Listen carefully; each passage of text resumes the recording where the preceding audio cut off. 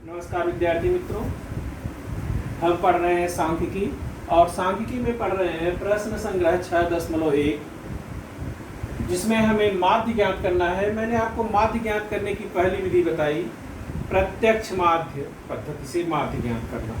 आज मैं आपको दूसरी विधि बताने जा रहा हूँ, इसका नाम है अनुमानित माध्य पद्धति। इसको कल्पित माध्य पद्धति भी कहते हैं, इसको गृहीत माध्य पद्धति भी कहते हैं। इसे कई नाम है, लेकिन आपकी किताब में अनुमानित माध्य पद्धति है। इसमें दो सूत्रों का प्रयोग किया जाएगा।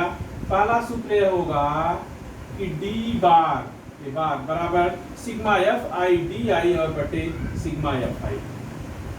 दूसरा सूत्र जब वो निकल जाएगा तब हम निकालेंगे माध्य।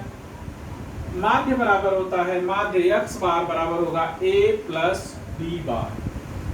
डी बार आपको कैसे मिलेगा ये आपको पता चल गया। ए क्या है? ये जो है ए जो है अनुमानित माध्य है या कल्पित माध्य है, इसकी हम कल्पना करते हैं। मैं सवाल में हल करते समय बताऊंगा। जो वर्ग मध्य होता है उसके बीच वाले वर्ग मध्य को, जैसे 5 वर्ग मध्य अगर हैं तो बीच वाला आएगा तीसरा, नीचे से भी ऊपर से। लेकिन अगर 6 हैं तो नीचे से तीसरा लेंगे, ऊपर से भी कुछ लोग तीसरा लेते हैं बीच वाला।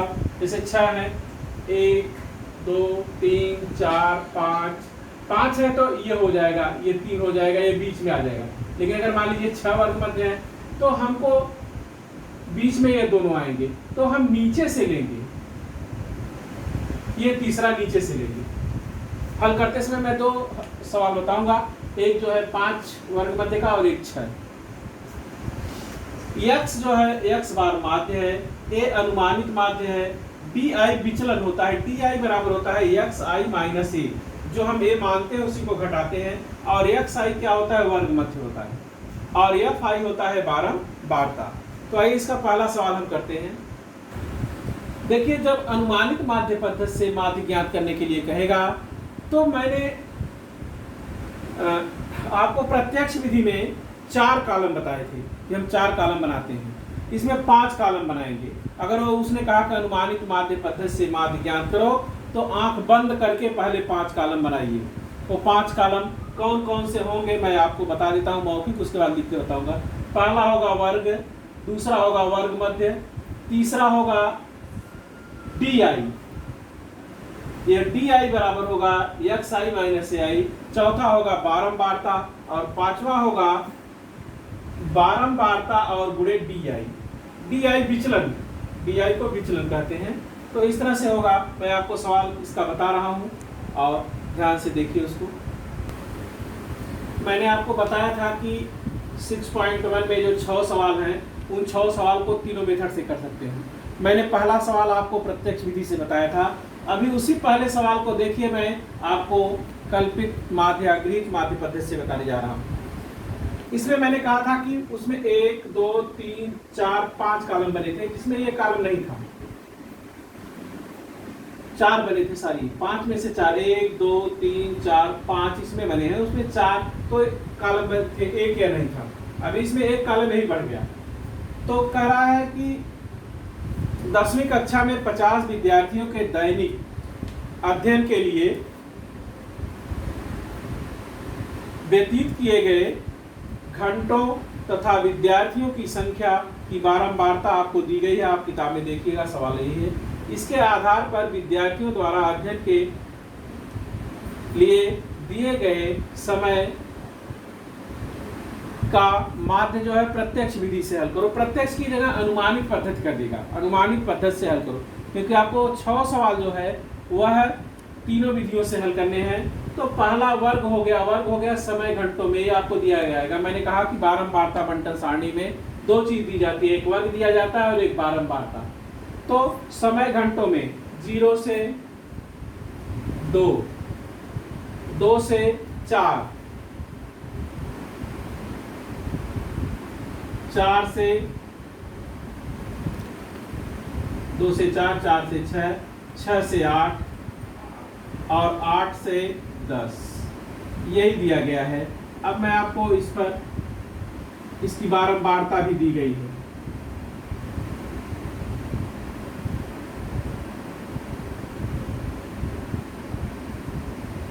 इसकी बारंबारता दी गई है 7, 18, 12, 7, 18, 12 और उसके बाद 10 और 3, 10 और 3, ये बारंबारता दी गई है।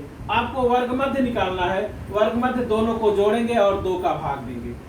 तो 0 और 2 को जोड़ा, 2 में भाग दिया, 2 का तो 1 हो गया।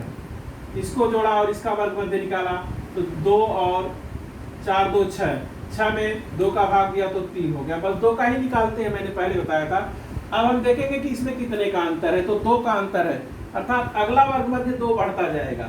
तो यहाँ हो जाएगा 5, 2 7 और 2 9।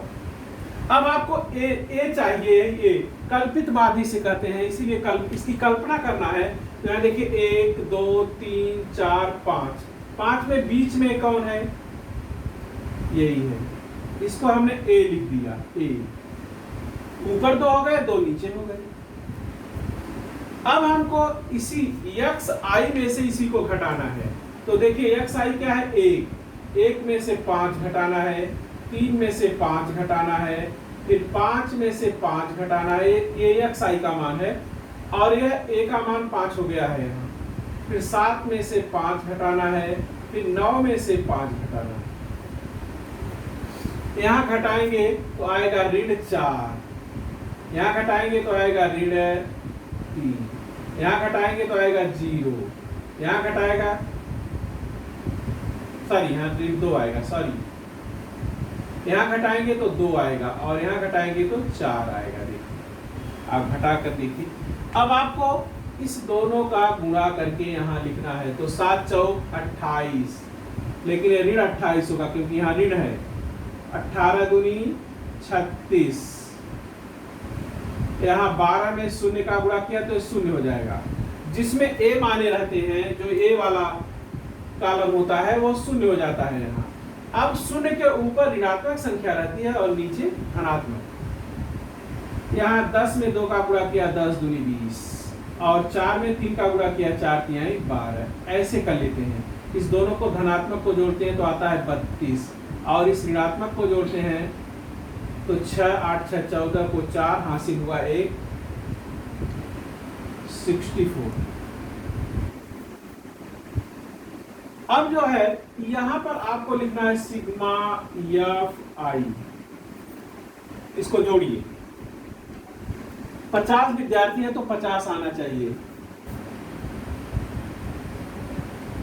देखिए 7 8 15 2 17 और 3 20 को 0 हासिल हुआ 2, 1 1 2 1 3 और 2 5, 50 हो गया।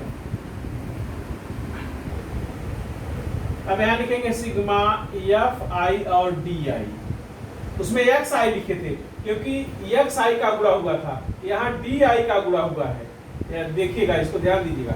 इसको जोड़ा तो 64 में से 32 निकल गया, ऋण 32। अब पहला आपको डी बार निकालना है। D bar sigma F I D I और बटे सिग्मा एफ आई, तो बराबर हो गया। यहाँ पर हमने मान रखा तो इसका मान आया 0.64। अब जो है माध्य बराबर ए प्लस डी। ए का मान यहाँ 5 है, 5 में से जो है इस डी को डी बार को जोड़ना है, लेकिन ये ऋणात्मक है इसलिए घट जाएगा। घटाएंगे तो 4.36 घंटे आएगा। उस सवाल को भी देखेंगे तो यही उत्तर आएगा प्रत्यक्ष विधि से भी। आज यहीं तक, धन्यवाद।